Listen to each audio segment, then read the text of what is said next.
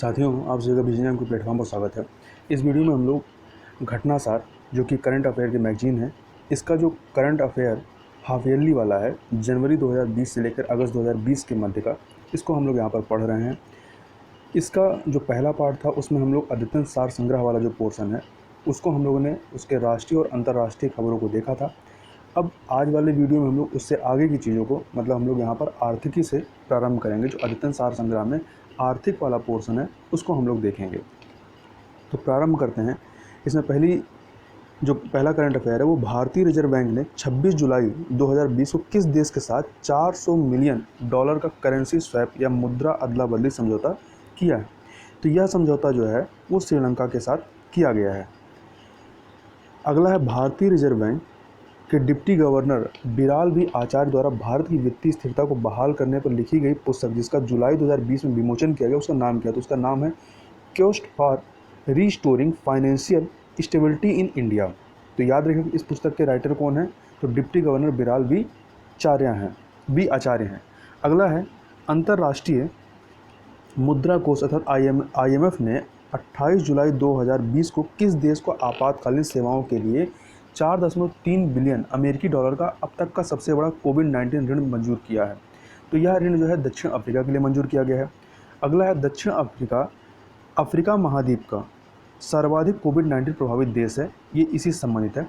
यहाँ पर 4,50,000 से अधिक कोरोना के मामले अब तक पाए गए हैं। अगला है कि विश्व व्यापार संगठन WTO जो है यह WTO जनरल काउंसिल में जुलाई 2020 में किस मध्य एशियाई देश को संगठन में ऑब्जर्वर का दर्जा प्रदान किया गया है?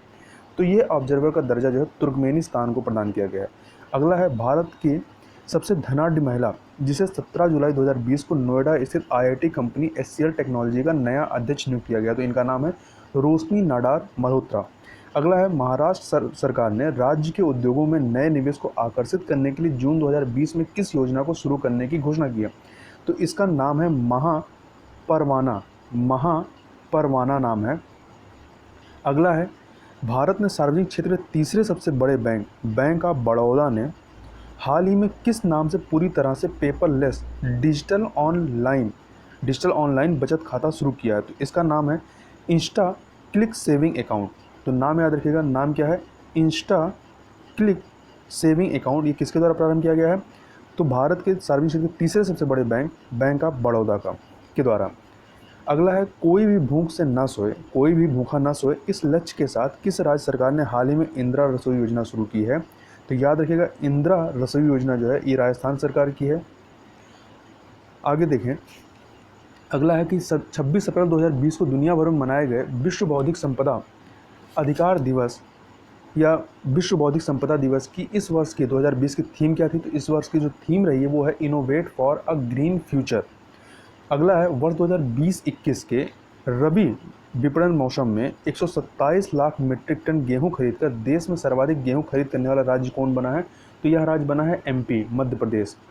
अगला है इंडियन एनर्जी एक्सचेंज द्वारा स्थापित देश के पहले इंडियन गैस एक्सचेंज का परिचालन कब से शुरू हुआ है? तो यह परिचालन जो है 15 जून 2020 से प्रारंभ हुआ है। अगला है दिग्गज कंपनी गूगल ने जुलाई 2020 में रिलायंस इंडस्ट्रीज लिमिटेड के जियो प्लेटफॉर्म की 7.3% कितनी 7.73% हिस्सेदारी कितने करोड़ रुपए में खरीदी है? तो यह 33,733 करोड़ रुपए में खरीदी है। अगला है रोजगार क्षेत्र में कुशल कार्यबल की मांग आपूर्ति के अंतर को कम करने तथा सूचना प्रवाह में सुधार के उद्देश्य से कौशल विकास उद्यमिता मंत्रालय द्वारा जुलाई 2020 में AI आर्टिफिशियल आधारित किस डिजिटल प्लेटफॉर्म को लॉन्च किया गया है? तो इस प्लेटफॉर्म का नाम है अशीम। इसकी स्पेलिंग याद रखिएगा ASEEM अशीम। तो याद रखिएगा किसके लिए है? ये आपका रोजगार क्षेत्र में कुशल कार्यबल है उनकी मांग आपूर्ति के अंतर को कम करने के लिए। इसका जो पूरा नाम है अशीम का आत्मनिर्भर एम्प्लॉइंग मैपिंग। अगला है युवाओं को स्वतंत्र रूप से भुगतान सक्षम बनाने के लिए हाल ही में किसके द्वारा भारत का पहला नंबरलेस कार्ड लॉन्च किया गया है? तो यह जो नंबरलेस कार्ड लॉन्च किया गया है वो फैम पे PAY इसके द्वारा। अगला है इटली स्थित खाद्य और कृषि संगठन FAO द्वारा 16 जून 2020 को जारी नीति संक्षिप्त खाद्य सुरक्षा और पोषण पर कोविड-19 शीर्षक वाली रिपोर्ट में फरवरी 2020 से लगभग कितने मिलियन लोगों के तीव्र खाद्य असुरक्षा में पड़ने का अनुमान लगाया गया है? तो 45 मिलियन लोगों के। अगला है रिजर्व बैंक की जुलाई 2020 में जारी एक रिपोर्ट के अनुसार वित्त वर्ष 2020-21 में 30,500 करोड़ रुपए जुटाकर कौन सा राज्य देश में बाजार कर्ज के मामले में शीर्ष पर रहा है? तो यह तमिलनाडु है। अगला है जुलाई 2020 में जारी किए गए global real estate transparency index, global real estate transparency index 2020 में भारत को कौन सी रैंकिंग प्रदान की गई? तो भारत को 34वीं रैंकिंग प्रदान की गई है। अगला है वह ऊर्जा मंत्रालय जिसने जुलाई 2020 में अक्षय ऊर्जा के उत्पादन हेतु US agency for international development USAID के साथ एक समझौता किया है। तो नवीन और नवीकरणीय ऊर्जा मंत्रालय ने किया है। अगला है फिनो पेमेंट बैंक लिमिटेड द्वारा हाल ही में 10 से 18 वर्ष की आयु के बच्चों के लिए किस नाम से बचत खाता शुरू किया है? तो इसका नाम है भविष्य। तो भविष्य क्या है? एक बचत खाता है जो कि 10 से 18 वर्ष के बच्चों के लिए प्रारंभ किया गया। अगला है वह भारतीय जिसे जुलाई 2020 में अंतर्राष्ट्रीय वित्तीय सेवा केंद्र प्राधिकरण, जो शॉर्ट में हम लोग कह सकते हैं IFSCA का अध्यक्ष नियुक्त किया गया है। तो इजेती श्रीनिवास को नियुक्त किया गया है। अगला है वह संगठन जिसने हाल ही में central bank and supervisors network for grinning financial system NGFS में पर्यवेक्षक के रूप में शामिल हुआ है। तो यह एशियाई विकास बैंक जो है इसमें शामिल हुआ है। अगला है 25 जून 2020 को हुए केंद्रीय कैबिनेट की बैठक में 15,000 करोड़ रुपए की राशि से किस फंड के स्थापना की घोषणा की गई है? तो इस फंड का नाम है पशुपालन बुनियादी ढांचा विकास फंड, या इसको हम लोग शॉर्ट में कह सकते हैं AHIDE, एहाइड इसका पूरा नाम है पशुपालन बुनियादी ढांचा विकास फंड।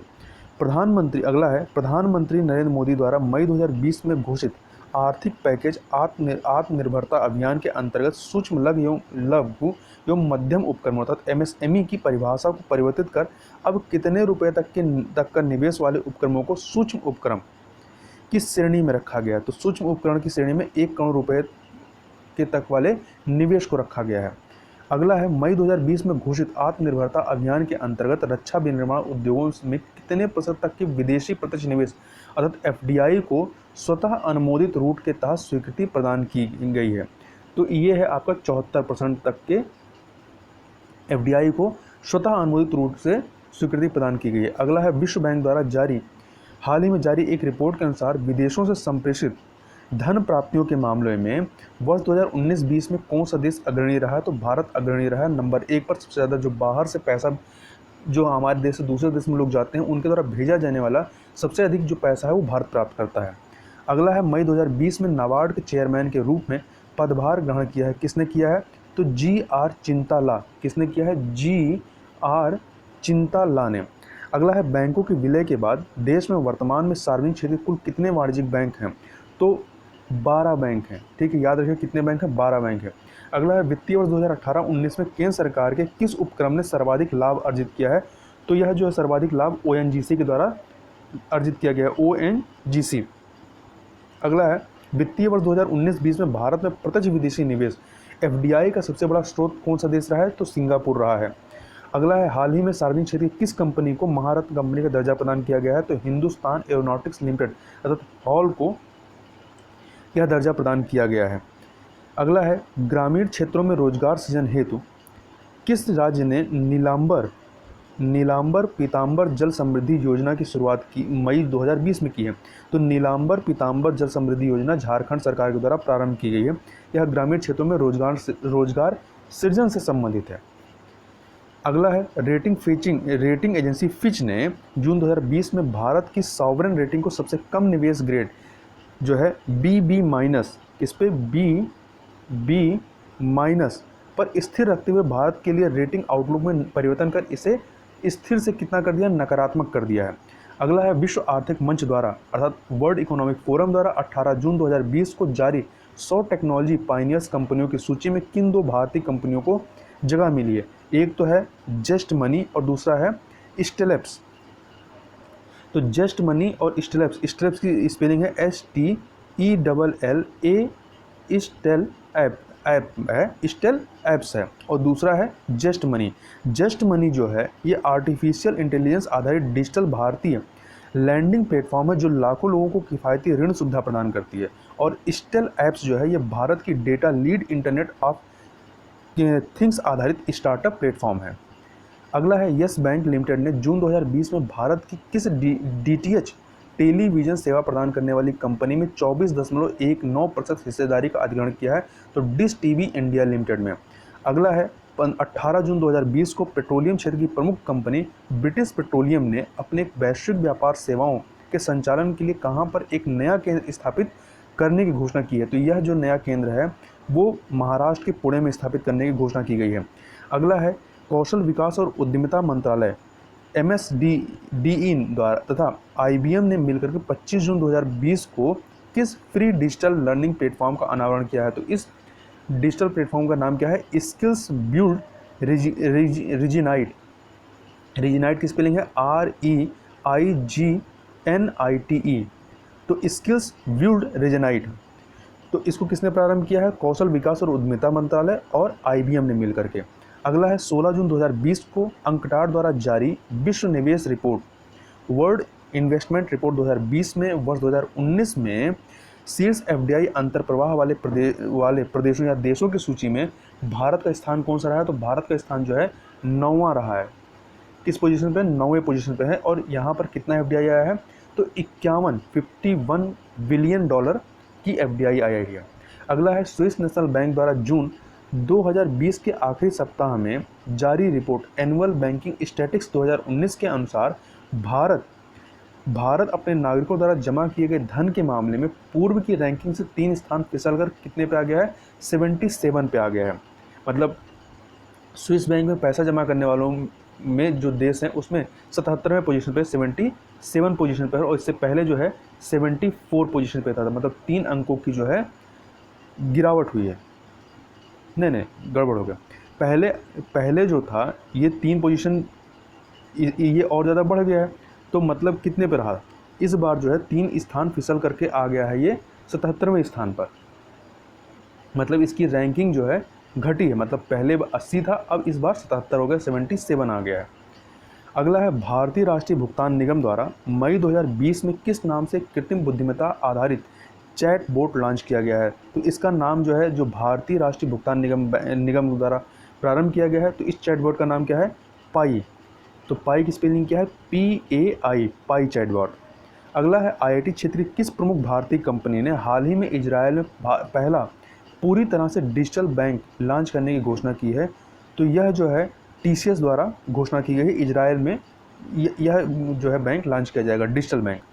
अगला है मई 2020 में RBI द्वारा जारी 2020-21 की मौद्रिक नीति वक्तव्य के अनुसार चल निधि समायोजन सुविधा या लिक्विडिटी एडजस्टमेंट फैसिलिटी के तहत रेपो दर को 4.4 से घटाकर कितना कर दिया गया है? तो ये घटा करके 4% कर दिया गया है। ये मई 2020 का आंकड़ा है। इस वक्तव्य में LAF अर्थात लिक्विडिटी एडजस्टमेंट फैसिलिटी के तहत रिवर्स रेपो दर को 3.75 से घटा कितना कर दिया गया है? इसको तो रेपो दर आपका 4% कर दिया गया है मई 2020 में, और रिवर्स रेपो दर को कितना कर दिया गया? 3.35% कर दिया है। तो इसको ऐसा सवाल आएगा तो वहाँ पर ध्यान दीजिए किस मतलब महीने का पूछ रहा है। ये आपका मई 2020 का आंकड़ा है। अगला है केंद्रीय सूक्ष्म लघु और मध्यम उद्यम मंत्रालय MSME द्वारा मई 2020 में किस पोर्टल को लॉन्च किया गया है? तो इस पोर्टल का नाम है चैंपियंस।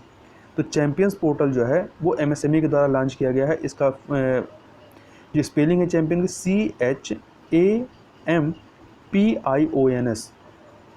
अगला है भूमिहीन किसानों को फसल ऋण देने के लिए जुलाई 2020 में किस राज्य ने बलराम योजना शुरू करने की घोषणा की है? तो यह जो योजना है उड़ीसा सरकार की है। यह भूमिहीन किसानों को फसल ऋण देने का कार्य करेगी। अगला है जून 2020 में 150 बिलियन डॉलर MCAP वाली भारत की पहली कंपनी कौन सी बनी है? तो MCAP वाली पहली कंपनी जो है रिलायंस इंडस्ट्रीज लिमिटेड बनी है। अगला है जून 2020 में प्रधानमंत्री नरेंद्र मोदी द्वारा राष्ट्र के नाम संदेश में प्रधानमंत्री गरीब कल्याण अन्न योजना का विस्तार कब तक कर दिया गया है? तो नवंबर 2020 तक के लिए कर दिया गया है। अगला है जून 2020 में किस राज्य सरकार द्वारा गोपालन गोबर प्रबंधन और पर्यावरण सुरक्षा के लिए गोधन न्याय योजना की शुरुआत की गई? तो छत्तीसगढ़ सरकार के द्वारा या छत्तीसगढ़ के द्वारा प्रारंभ की गई है। अगला है जून 2020 में भारतीय बीमा नियामक प्राधिकरण IRDAI ने सभी हेल्थ एवं जनरल इंश्योरेंस कंपनियों को 10 जुलाई से कोरोना पर केंद्रित किस नाम से छोटी अवधि की हेल्थ इंश्योरेंस पॉलिसी जारी करने की सलाह दी है। तो इसका नाम है कोरोना कवच, कोरोना रक्षक।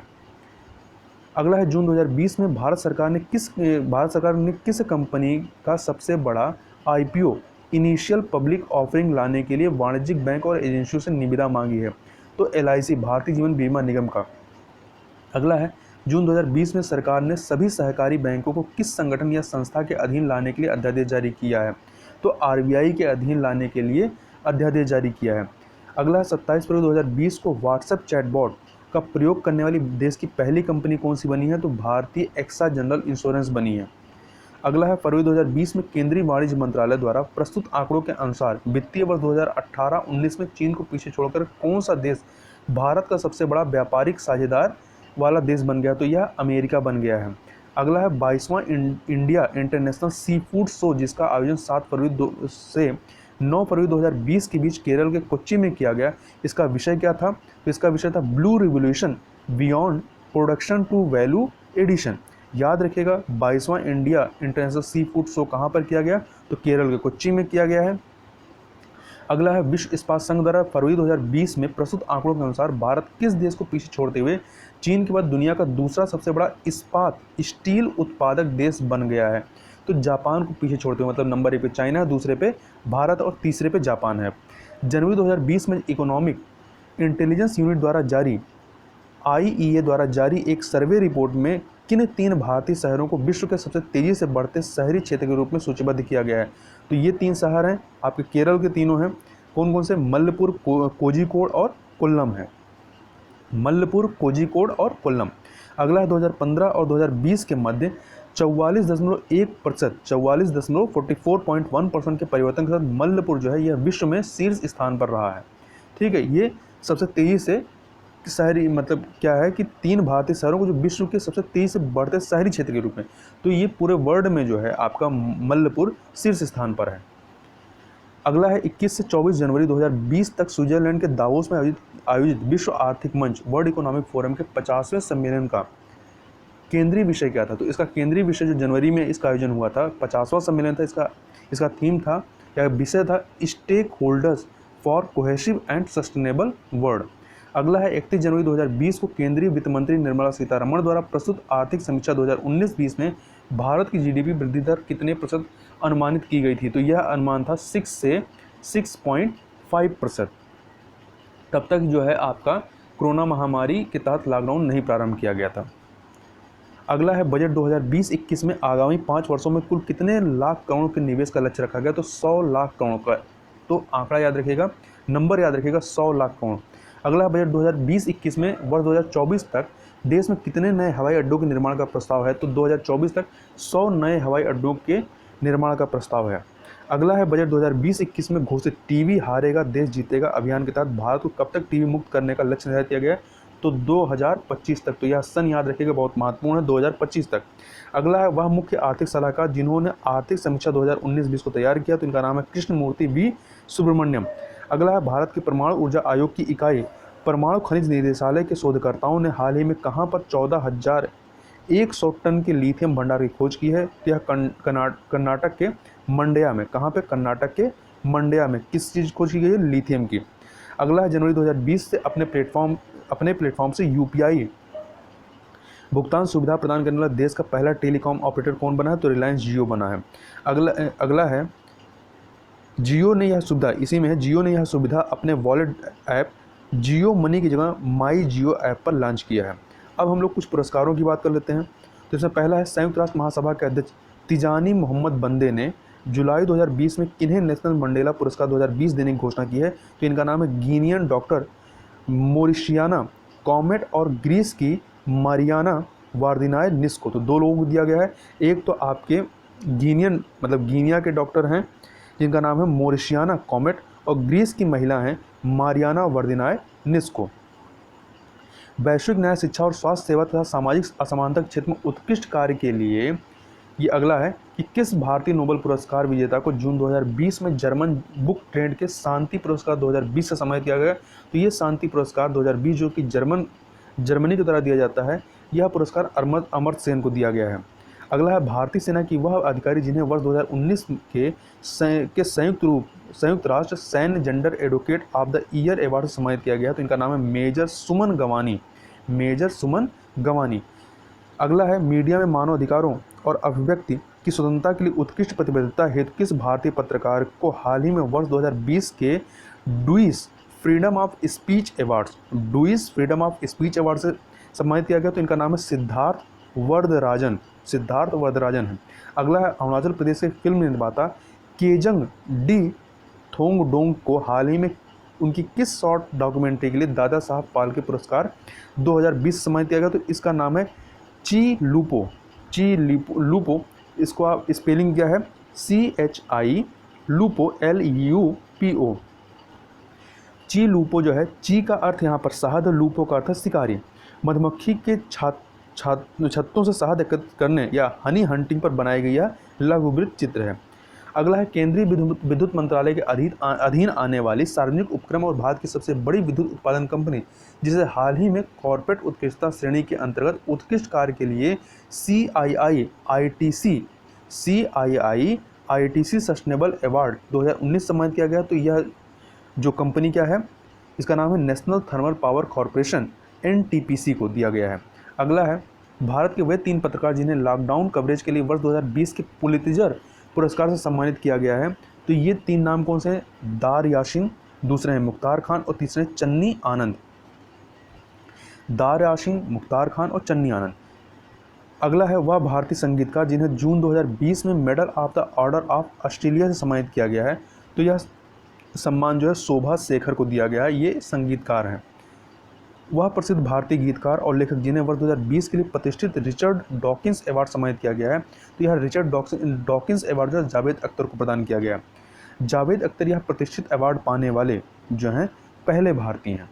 अगला है EY world entrepreneur of the year 2020 का अवार्ड प्रदान किया गया। किसे दिया गया है? तो EY world entrepreneur of the year 2020 का पुरस्कार किरण मजूमदार को दिया गया है। किरण मजूमदार शाह जो कि बायोकॉन के संस्थापक हैं। अगला है भारतीय मूल के अमेरिकी मृदा वैज्ञानिक जिन्हें हाल ही में वर्ष 2020 का वर्ल्ड फूड प्राइज प्रदान किया गया है। तो यह पुरस्कार किससे दिया गया है? ये भारतीय मूल के अमेरिकी मृदा वैज्ञानिक हैं जिनका नाम है रतन लाल। तो रतन लाल को 2020 का वर्ल्ड फूड प्राइज प्रदान किया गया है। अगला है रूसी राष्ट्रपति व्लादिमीर पुतिन ने नाजी जर्मनी पर जीत की 75वीं वर्षगांठ पर द्वितीय विश्व युद्ध की स्मृति मेडल किसे प्रदान किया है? तो उत्तर कोरियाई राष्ट्रपति किम जोंग को प्रदान किया है। अगला है मार्च 2020 में किस भारतीय फिल्म निर्माता को सिनेमा के द्वारा विश्व पर्यटन में दिए उत्कृष्ट योगदान के लिए IIFTC टूरिज्म इम्पैक्ट अवार्ड 2020 से सम्मानित किया गया है? तो यह सम्मान जोया अख्तर को दिया गया है। अगला है कहाँ पर संयुक्त राष्ट्र अंतरिम बल यूनिफाइल के साथ तैनात भारतीय बटालियन ने एक परियोजना हेतु हाल ही में पर्यावरण पुरस्कार जीता है। तो यह जो बटालियन कहाँ पर तैनात थी? तो लेबनान में यह तैनात थी। अगला है वह भारतीय नारीवादी कार्यकर्ता जिन्हें फरवरी 2020 में महिलाओं के अधिकारों, प्रजनन, यौन स्वास्थ्य और गरीबी उन्मुक्त क्षेत्रों में उनके द्वारा किए गए कार्यों के लिए डैन डेविड पुरस्कार 2020 सम्मानित किया गया। तो इनका नाम है गीता सेन। अगला है भारत के हेल्थ सेट गो की संस्थापक जिन्हें जनवरी 2020 में वर्ष 2019 के global citizen prize Cisco youth leadership award, कौन सा पुरस्कार है? Global citizen prize Cisco youth leadership award से सम्मानित किया गया। तो इनका नाम है प्रिया प्रकाश और इनकी संस्था क्या है? Health set go. आगे इन्हीं के बारे में बात करते हैं। तो यह पुरस्कार प्रिया को स्कूल स्वास्थ्य कार्यक्रम के माध्यम से बच्चों को स्वास्थ्य सेवाएं प्रदान करने के लिए दिया गया है। अगला है स्विट्जरलैंड के दावोस में जनवरी 2020 में संपन्न विश्व आर्थिक मंच की 50वीं वार्षिक बैठक में किस भारतीय अभिनेत्री को मानसिक स्वास्थ्य जागरूकता बढ़ाने में उनके नेतृत्व के लिए क्रिस्टल अवार्ड 2020 प्रदान किया गया? तो यह क्रिस्टल अवार्ड 2020 जो है दीपिका पादुकोण को दिया गया और 2019 में ये जो क्रिस्टल अवार्ड था वो शाहरुख खान को प्रदान किया गया था।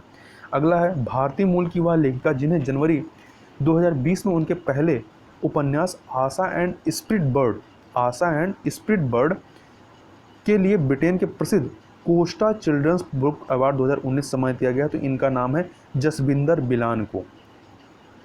आगे देखते हैं भारत का वह राज्य जिसे उसकी मलिन बस्तियों वहाँ रहने वाले लोगों के जीवन में सकारात्मक परिवर्तन लाने के लिए हाल ही में वर्ल्ड हैबिटेट अवार्ड 2019 से सम्मानित किया गया है। तो यह पुरस्कार ओडिशा को दिया गया है। अगला है बायोकॉन के संस्थापक किरण मजूमदार शाह को ऑस्ट्रेलिया और भारत के बीच संबंधों को बढ़ाने में उनके योगदान के लिए ऑस्ट्रेलिया के किस सर्वोच्च नागरिक सम्मान से पिछले दिनों सम्मानित किया गया? तो यह सम्मान है ऑर्डर ऑफ ऑस्ट्रेलिया। अगला है वर्ष 2019 के लिए अर्थशास्त्र का नोबेल पुरस्कार जीतने वाले अभिजीत बनर्जी को जनवरी 2020 में किस भारतीय विश्वविद्यालय ने डॉक्टरेट ऑफ लेटर्स डीलिट की उपाधि प्रदान की? तो कोलकाता विश्वविद्यालय ने प्रदान की है। अगला है दिवंगत बॉलीवुड अभिनेता शशि कपूर की पुत्री संजना कपूर को थिएटर के क्षेत्र में उनके उत्कृष्ट योगदान के लिए फरवरी 2020 में फ्रांस के किस पुरस्कार से सम्मानित किया गया है? तो यह पुरस्कार था फ्रांस के द्वारा दिया गया night of the order arts and letters. अब खेल संबंधित कुछ तथ्यों को देखते हैं या करंट अफेयर को देखते हैं। तो पहला है खेल मंत्री किरण रिजिजू ने 25 जुलाई 2020 को किस राज्य को चौथे खेलो इंडिया यूथ गेम की मेजबानी सौंपी है? तो यह चौथे खेलो इंडिया यूथ गेम की मेजबानी हरियाणा को सौंपी गई है। अगला है 29 जुलाई 2020 को मोहन बागान फुटबॉल क्लब के स्थापना दिवस के अवसर पर किस पूर्व भारतीय हॉकी खिलाड़ी को मोहन बागान लाइफ टाइम अचीवमेंट पुरस्कार सम्मानित किया गया? तो अशोक कुमार को प्रदान किया गया। अगला है जून 2020 में विजडन इंडिया द्वारा कराए गए एक सर्वेक्षण के अनुसार अब तक का सबसे महान भारतीय टेस्ट बल्लेबाज किसे चुना गया है? तो राहुल द्रविड़ को चुना गया है। अगला है जून 2020 में किस कंपनी ने बीसीसीआई के वर्तमान अध्यक्ष तथा पूर्व क्रिकेटर सौरभ गांगुली और भारतीय फुटबॉल टीम के कप्तान सुनील छेत्री को अपना ब्रांड एम्बेसडर बनाया है? तो JSW सीमेंट ने। अगला है ऑस्ट्रेलिया की विश्व कप विजेता टीम के कप्तान रहे वह खिलाड़ी जिन्हें जून 2020 में ऑस्ट्रेलिया के प्रतिष्ठित सम्मान ऑर्डर ऑफ ऑस्ट्रेलिया सम्मानित किया गया, तो माइकल क्लार्क को सम्मानित किया गया है। अगला है अंतर्राष्ट्रीय टेनिस महासंघ द्वारा जून 2020 में ITF world tennis tour player panel के लिए चुने गए खिलाड़ियों की सूची में किस भारतीय को मेंस पैनल में शामिल किया गया है? तो इनका नाम है निकी पुनाचा को। अगला है गैर बैंकिंग क्षेत्र की वित्तीय company India Infoline Finance Limited IIFL ने किस भारतीय क्रिकेटर को अपना पहला ब्रांड एम्बेसडर नियुक्त किया है? तो इन्होंने रोहित शर्मा को अपना ब्रांड एम्बेसडर बनाया है। अगला है हाल ही में विश्व बैडमिंटन महासंघ द्वारा अपने अभियान आई एम बैडमिंटन के एम्बेसडर के रूप में ब्रांड एम्बेसडर के रूप में किस भारतीय बैडमिंटन खिलाड़ी को चुना है? तो PV सिंधु को चुना है। हाल ही में व्यावसायिक पत्रिका फोर्ब्स द्वारा जारी दुनिया के 100 सर्वाधिक भुगतान पाने वाले खिलाड़ियों की सूची में शामिल एकमात्र क्रिकेटर कौन है? तो भारत के विराट कोहली हैं। सूची में कोहली कुल 26 मिलियन अमेरिकी डॉलर की अनुमानित आय के साथ 66वें 66 स्थान पर हैं। 100 लोगों में 66वें स्थान पर हैं। वहीं Swiss tennis star Roger Federer कुल 106.3 मिलियन अमेरिकी डॉलर कमाई के साथ सूची में शीर्ष स्थान पर। तो याद रखिएगा नंबर 1 पे कौन है? तो टेनिस स्टार रोजर फेडरर हैं।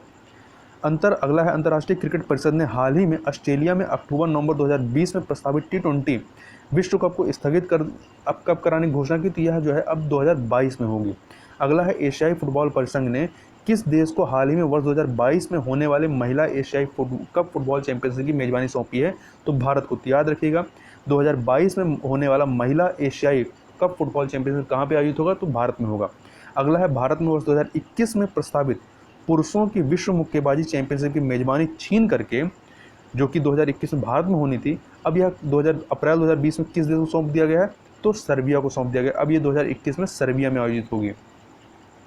अगला है जुलाई में होने वाले टोक्यो ओलंपिक 2020 खेलों का आयोजन अब कब किया जाएगा? तो यह 23 जुलाई से लेकर 8 अगस्त 2021 तक होगा। अगला है पूर्व भारतीय सलामी बल्लेबाज वसीम जाफर को जून 2020 में किस राज्य ने अपनी क्रिकेट टीम का मुख्य कोच नियुक्त किया है? तो उत्तराखंड क्रिकेट टीम ने नियुक्त किया है। अगला है फीफा द्वारा जून 2020 में किन 2 देशों को संयुक्त रूप से फीफा महिला विश्व कप 2023 का आयोजित करने की मेजबानी प्रदान की गई? तो 2023 में जो फीफा महिला विश्व कप होगा इसकी मेजबानी ऑस्ट्रेलिया और न्यूजीलैंड के द्वारा की जाएगी। अगला है इंग्लैंड की पूर्व महिला क्रिकेटर जिन्हें जून 2020 में मैरी लेबोन क्रिकेट क्लब MCC के 233 वर्षों के इतिहास में पहली महिला अध्यक्ष बनाया गया। तो इनका नाम है क्लेयर कोनोर। क्या नाम है? क्लेयर कोनोर है। और ये जो क्लेयर कोनोर हैं इनकी नियुक्ति MCC अर्थात मैरी लेबोन क्रिकेट क्लब के पहले गैर ब्रिटिश अध्यक्ष श्रीलंका के कुमार संगकारा की जगह पर की गई है। अगला है वह भारतीय अंपायर जिन्हें अंतर्राष्ट्रीय क्रिकेट परिषद के अंपायरों के एलीट पैनल में 28 जून 2020 को शामिल किया गया। तो इनका नाम है नितिन मेनन। अगला है विश्व वन्यजीव कोष भारत WWF इंडिया द्वारा अप्रैल 2020 में किस खिलाड़ी को पर्यावरण शिक्षा कार्यक्रम का नया एम्बेसडर नियुक्त किया गया है? तो विश्वनाथन आनंद को, जो कि शतरंज के खिलाड़ी रहे हैं। अगला है कोविड-19 लॉकडाउन के बाद दोबारा शुरू होने वाली दुनिया की पहली प्रमुख खेल स्पर्धा कौन सी बनी है? तो जर्मनी की प्रसिद्ध फुटबॉल लीग जो है बंडिसलीगा है। इसकी स्पेलिंग देख लीजिए, इसकी स्पेलिंग है BUNDESLIGA।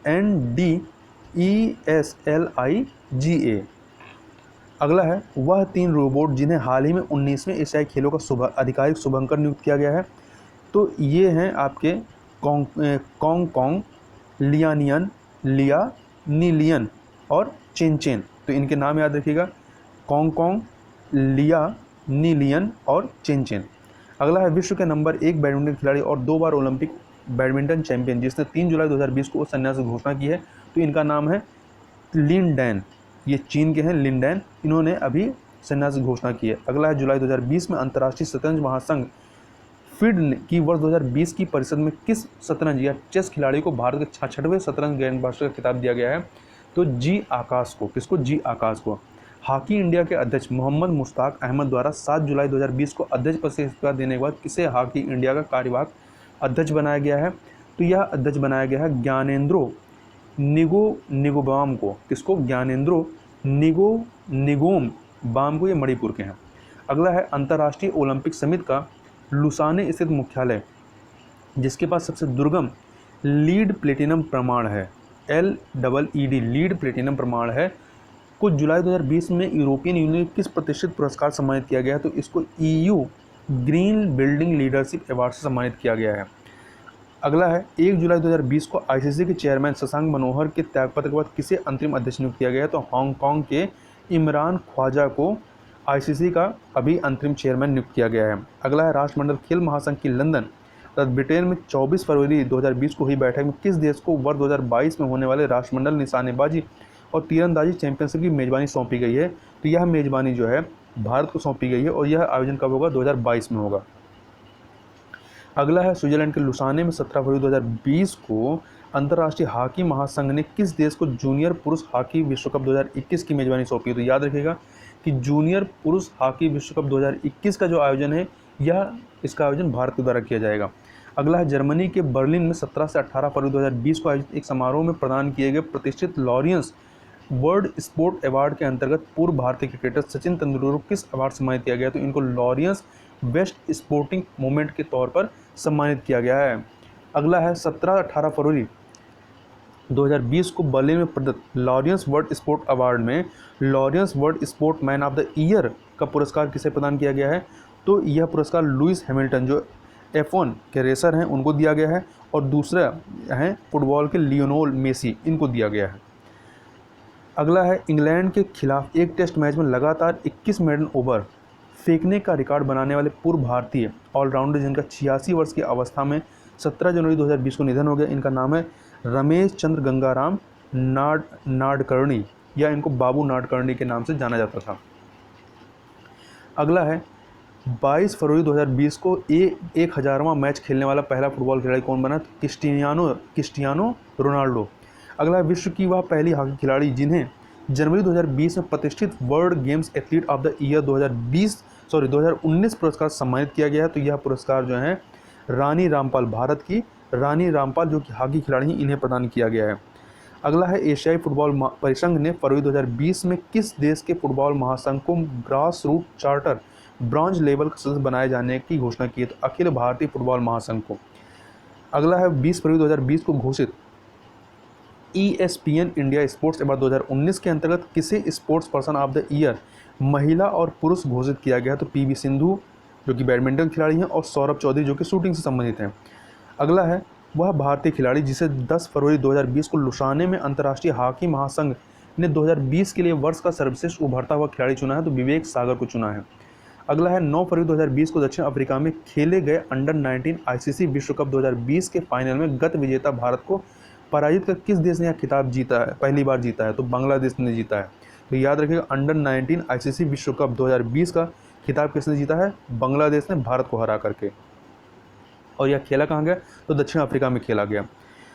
अगला है 9 फरवरी 2020 को हैदराबाद में खेले गए प्रीमियम बैडमिंटन लीग 2020 के फाइनल मुकाबले में नॉर्थ ईस्टर्न वॉरियर्स को 4-2 से पराजित कर किस टीम ने लगातार दूसरी बार यह खिताब जीता? तो बेंगलुरु रैप्टर्स ने यह खिताब जीता है।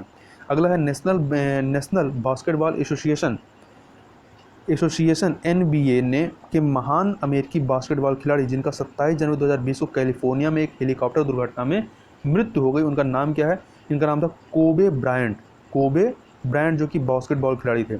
अगला है गुवाहाटी, असम के गुवाहाटी में 19 से 20 जनवरी 2020 के बीच संपन्न तीसरे खेलो इंडिया यूथ गेम्स। तो याद रखिएगा, तीसरा खेलो यूथ इंडिया गेम जो है कहाँ पर हुआ था? वो गुवाहाटी में। और जो इस बार चौथा होना है उसकी मेजबानी किसको दी गई है? तो हरियाणा को दी गई है। तो इसकी बात कर लेते हैं। तीसरे खेलो इंडिया यूथ गेम्स 2020 में किस खिलाड़ी ने तैराकी में 5 स्वर्ण 2 रजत जीतकर इन खेलों के सबसे सफल महिला खिलाड़ी बनी? तो असम की शिवांगी शर्मा। अगला है असम की, इसी में है, असम के गुवाहाटी में जनवरी 2020 में संपन्न तीसरे खेलो इंडिया यूथ गेम्स में 78 स्वर्ण 77 रजत और 101 कांस्य सहित कुल 256 पदक जीतकर कौन सा राज्य पदक तालिका में शीर्ष स्थान पर रहा? तो पदक तालिका में शीर्ष पर महाराष्ट्र और दूसरे नंबर पर आपका हरियाणा था। आगे है अगला वाला, अंतर्राष्ट्रीय क्रिकेट परिषद ICC द्वारा 16 जनवरी 2020 को घोषित वार्षिक पुरस्कारों में किसे वर्ष 2019 के लिए best cricketer of the year का सर गारफील्ड सोबर्स ट्रॉफी प्रदान की गई है? तो यह जो है बेन स्टोक, इंग्लैंड के बेन स्टोक को best cricketer of the year का सर गारफील्ड सोबर्स ट्रॉफी प्रदान की गई है। अगला है ICC के 2019 के पुरस्कारों में किस भारतीय क्रिकेटर को best T20 performance of the year का पुरस्कार दिया गया? तो दीपक चाहर को दिया गया है। अगला है खेलो इंडिया यूथ गेम्स 2020 के तीसरे संस्करण जिसका आयोजन गुवाहाटी असम में 10 से 20 जनवरी 2020 के बीच किया गया, इसका शुभंकर क्या था? तो विजय द टाइगर और जया द ब्लैक बक। तो विजय द टाइगर और जया द ब्लैक बक इसके शुभंकर थे। अगला है दक्षिण कोरिया की मेजबानी के लिए दक्षिण कोरिया के द्वारा मेजबानी के लिए नाम वापस लिए जाने पर किस देश को वर्ष 2023 में होने वाले एशिया कप फुटबॉल टूर्नामेंट की मेजबानी सौंपी गई? तो यह मेजबानी चीन को सौंपी गई है। अगला है वर्ष 2022 में मेघालय में प्रस्तावित 39वें, ये 2022 में होगा, तो वर्ष 2022 में मेघालय में प्रस्तावित 39वें राष्ट्रीय खेलों का शुभंकर घोषित किया गया है। तो क्लाउडेड तेंदुआ को घोषित किया गया है। अगला भारत का वह सबसे पुराना और प्रसिद्ध फुटबॉल क्लब जिसे न्यूयॉर्क के टाइम स्क्वायर पर स्थित नैस्डैक स्टॉक एक्सचेंज ने अपने बिलबोर्ड पर 29 जुलाई 2020 को जगह दी, तो मोहन बागान। अगला है भारतीय खेलों के किसी भी क्लब को अभी तक यह सम्मान, यह चीज़ याद रखिएगा कि भारतीय खेलों के किसी भी क्लब को अभी तक यह सम्मान नहीं मिला है। अगला है 19 सितंबर से लेकर के 8 नवंबर 2020 के बीच कहाँ पर BCCI ने IPL मैचों को आयोजित करने का निर्णय लिया? मतलब जो अभी IPL मैचों का आयोजन होगा ये भारत के बाहर होगा और कहाँ पर होगा? संयुक्त अरब अमीरात UAE में होगा। अगला है वर्ष 2020 के लिए Laureus world sportsman of the year पुरस्कार जो है किसको दिया गया है? तो ये लुइस हैमिल्टन, ये फार्मूला 1 रेसर हैं, लुइस हैमिल्टन और आपके फुटबॉल खिलाड़ी लियोनेल मेसी को दिया गया है। अगला है जुलाई 2020 में इंग्लैंड और वेस्टइंडीज़ के बीच संपन्न कोरोना काल की पहली टेस्ट श्रृंखला विजेता कौन रही है? तो यह इंग्लैंड ने यह श्रृंखला जीती है। इंग्लैंड और वेस्टइंडीज़ के मध्य यह हुआ था और यह कोरोना काल की पहली टेस्ट श्रृंखला थी। तो इस प्रकार से यह जो हमारा अद्यतन सार संग्रह वाला जो पोर्शन था घटना सार का, यह यहाँ पर कंप्लीट होता है। अब नेक्स्ट वीडियो में हम लोग राष्ट्रीय घटनाओं की जो अर्धवार्षिकी है, मतलब जनवरी 2020 से लेकर के अगस्त 2020 के मध्य की जो घटनाएं हैं उनको हम लोग वहाँ पर विस्तार से देखेंगे नेक्स्ट वीडियो में। तो इस वीडियो में बस इतना ही, मिलते हैं नेक्स्ट वीडियो में, तब तक के लिए बहुत बहुत धन्यवाद।